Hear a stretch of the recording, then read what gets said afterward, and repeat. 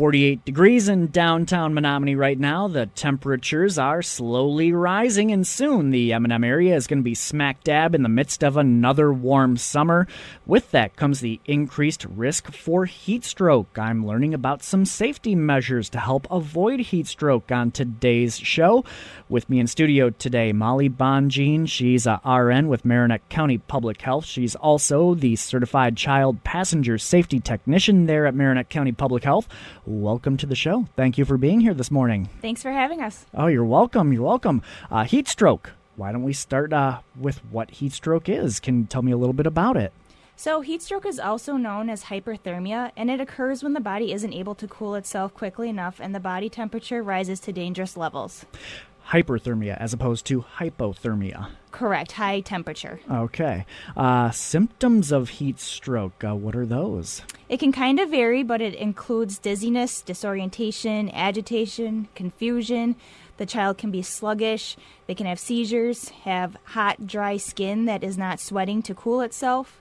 They can lose consciousness, have a rapid heartbeat, or hallucinate, and it can quickly progress to organ failure and death. Can I ask you, Molly, certain folks out there are going to be more susceptible to heat stroke, the young, the elderly? It's typically the young that we think of, and that is because a child's body heats up 3 to 5 times faster than an adult's. When the child's temperature reaches 104 degrees, major organs start to shut down. And then, unfortunately, when the body reaches 107 degrees, the child can die. Obviously, you need to watch out, especially then with children for heat stroke when you get into those warmer summer months. The thing that we always kind of hear about, unfortunately in the news especially, is kids getting left in cars on those warm summer days.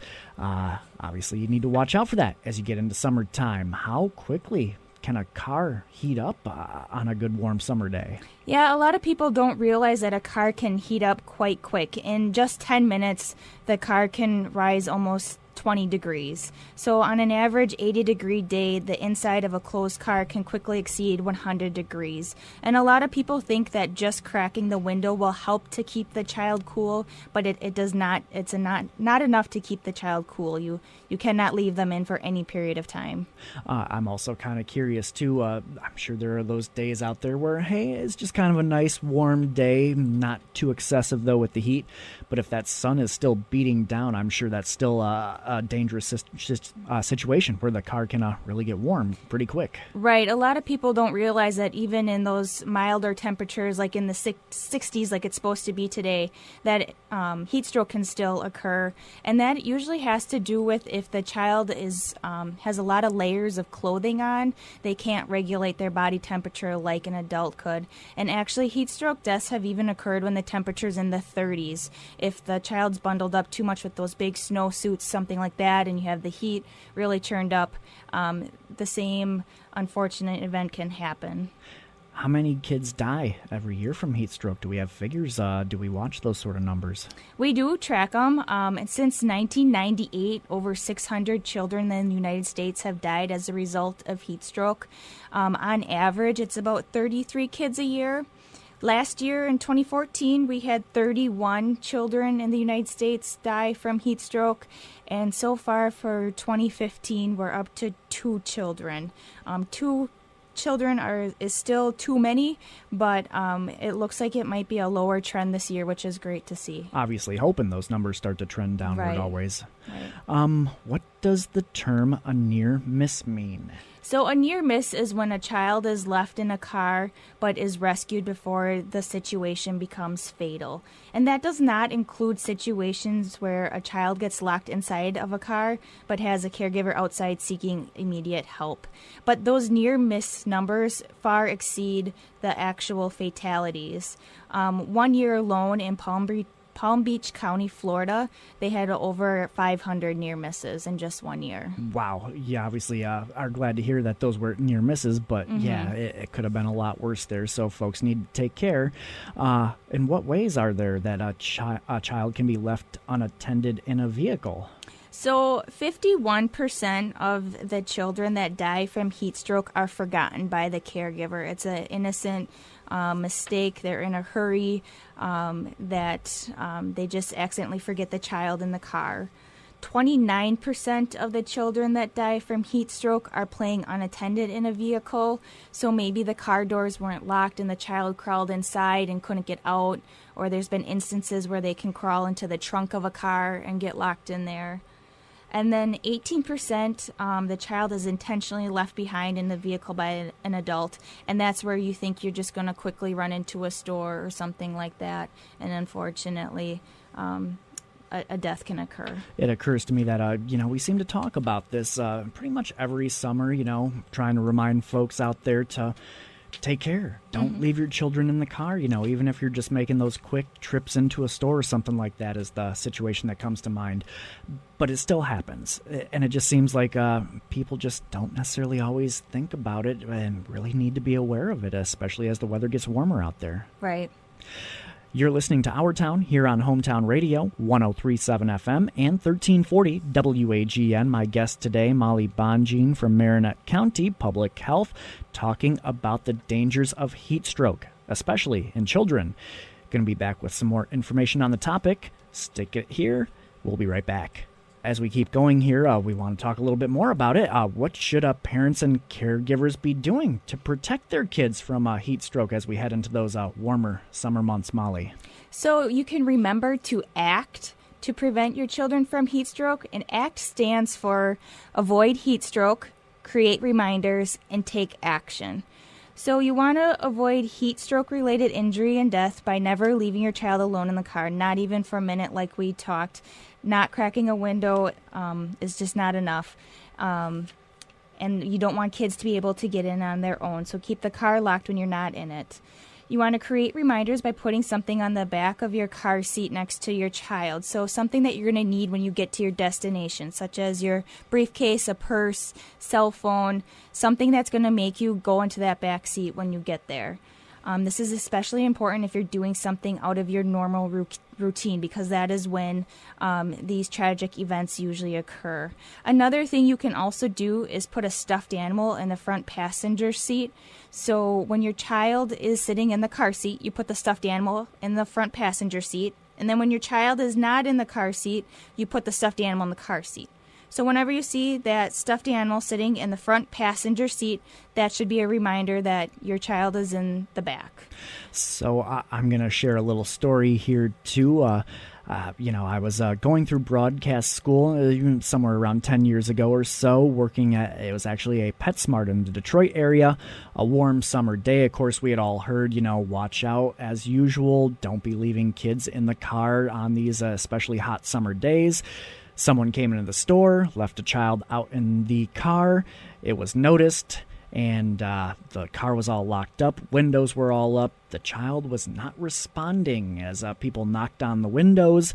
Of course, called through the store. Nobody answered to come and open the car up. Ended up calling the police. They showed up in about 2 minutes flat, and they ended up popping the sunroof off and, getting at the child, who was, of course, okay. It still surprises me when folks just forget about this, but I guess it's maybe a little bit easier than I realized to leave a child in a car on a warm summer day and not think about it. Yeah, and that sounds like a scary situation, and like we talked about, that there's so many near misses, but you guys did the perfect thing by taking action and trying to call through the store, looking for the parent, and calling 911 right away. That's the best thing you can do. A lot of times people are afraid to get involved, but in this situation you don't have time to waste, and you really got to do something right away. And that's really the idea there. If you notice a child in a car, warm summer day, call 911 immediately and get action going on that there. Right, do something. Call 911. Don't wait more than a few minutes for the driver to return. It's really important to get that child out of the car and cool them down as quick as possible. If the child is responsible, you want to stay with them until help arrives, and then try to find that parent so you can alert them of what's happening. So as we're talking here, Molly, again, I know you're the Certified Child Passenger Safety Technician here with Marinette County Public Health. We've been talking a lot about heat stroke.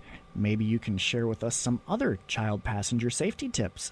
Yeah, so we actually have 3 certified child passenger safety technicians at Marinette County Public Health, and we inspect and install car seats free of charge. So if anyone has any questions, or if you'd like to schedule an appointment, you can call us at 715 888-732-7670.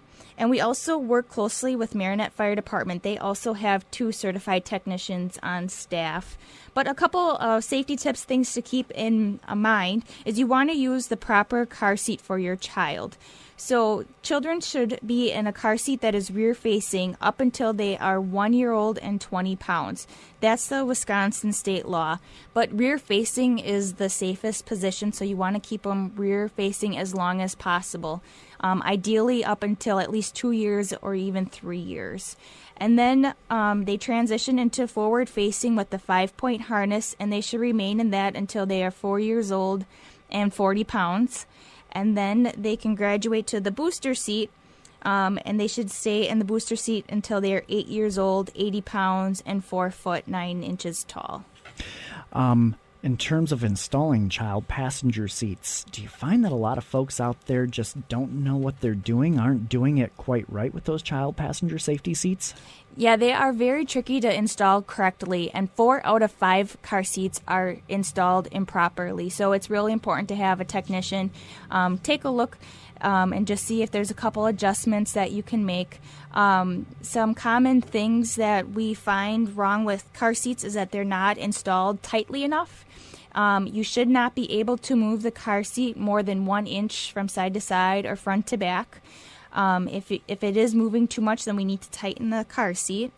Another common mistake that we see is car seats can be installed with either the seatbelt or the latch system, and sometimes parents and caregivers think that 1 must be safe and 2 must be safer, but that is not the truth. We only want to use 1 method to install because that's how they are crash tested, that we know they are the safest. The chest clip should be at the level of the armpit on the child. And we want that harness to be nice and snug, so you should not be able to pinch any of the webbing, and you should not be able to fit more than 2 fingers underneath the harness. If you're able to fit more fingers under the harness when the child's seating in it or pinch the webbing, then we need to snug up the harness a little bit tighter. And as you said, this is something that Marinette County Public Health and the Marinette Fire Department actually team up on, and you can make sure that those safety seats are properly installed for folks. Correct. And we really have a good time working with the families and making sure that the car seats are installed properly and the children are riding safely. Marinette County actually just established a Safe Kids Coalition in 2014, and we have Marinette County Public Health along with the fire department and other agencies in the community that come together, and our mission is to prevent childhood injuries, and our focus areas are child passenger safety along with sports safety and fire prevention. Very cool. Do you get a lot of folks taking part in utilizing the services of putting those car seats into cars properly? We do a fair amount in the year, but we definitely would like to be able to offer our services to more people. So again, if you want to schedule an appointment or have any questions, give us a call at Public Health. Again, the number there at Marinette County Public Health, 715-732-7670. Molly Bonjean, the Certified Child Passenger Safety Technician for Marinette County Public Health, in studio with me this morning. We've been talking about child safety, especially in relation to those warmer summer months. Going to keep talking with Molly as we keep going here on Our Town, here on Hometown Radio, 103.7 FM and 1340 WAGN. Stick with us.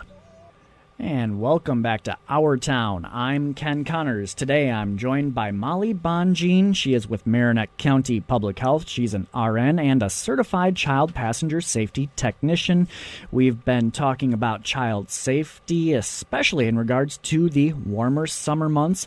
Of course, the big topic, you don't want to leave your child alone in a car for any amount of time.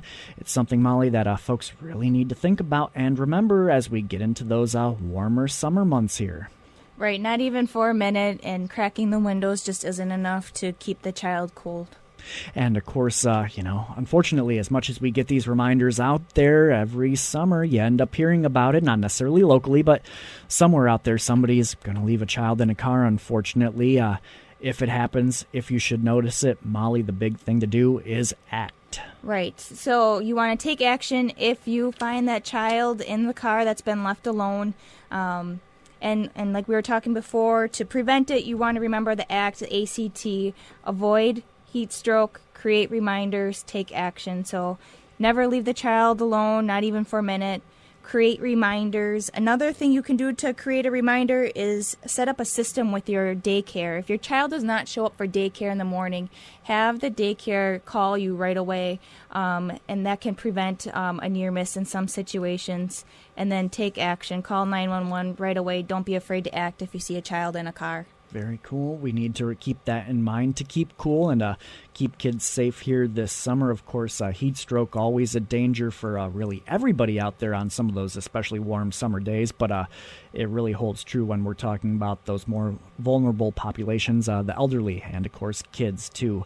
Molly, as we've talked a little bit about proper installation for child safety seats. Of course, you are a certified child passenger safety technician with Marinette County Public Health. One of the things that just came up recently was your car seat recycling event. I was just curious, how did that all go? Yeah, we recently had a car seat recycling event at the fire department that was on April 25th, and we want to get unsafe car seats out of use and disposed of properly. So a lot of people don't realize that car seats expire, and they typically expire in 6 years, unless you read from the manufacturer that they can be used longer than that, but the rule of thumb is 6 years. And if a car seat has been involved in a crash, that seat is also not safe to use. You don't know if the plastic components might have cracked or kind of broke down in that crash. You do not want to use those seats. And then also, car seats that are purchased at a garage sale or thrift shop are not safe to use. And the thought behind that is you don't know if they've been in a crash and you don't know if they've been recalled. So that was a great event. We had a great turnout. We had over 60 unsafe car seats turned in. But if you have one of these seats sitting at home, we don't recommend that you use it. And if you have questions on how to properly dispose of it, you can also give us a call at Public Health. I was going to say, Molly, a lot of great information here on today's show regarding child safety. Folks have other questions out there regarding the topic. All right to get in touch with you there at Public Health? Yes, please give us a call at Public Health. We'd be happy to schedule an appointment with you, check out the car seat you have, or help you install it. And our number, once again, is 715-732-7670. Molly Bonjean, an RN and certified child passenger safety technician with Marinette County Public Health, my guest on today's show. Thank you for being here this morning, Molly, sharing with us this great information. Thanks for having me. You're welcome. You've been listening to Our Town here on Hometown Radio, 103.7 FM and 1340 WAGN. I'm Ken Connors. Be sure to tune in again next week. I'll see you then.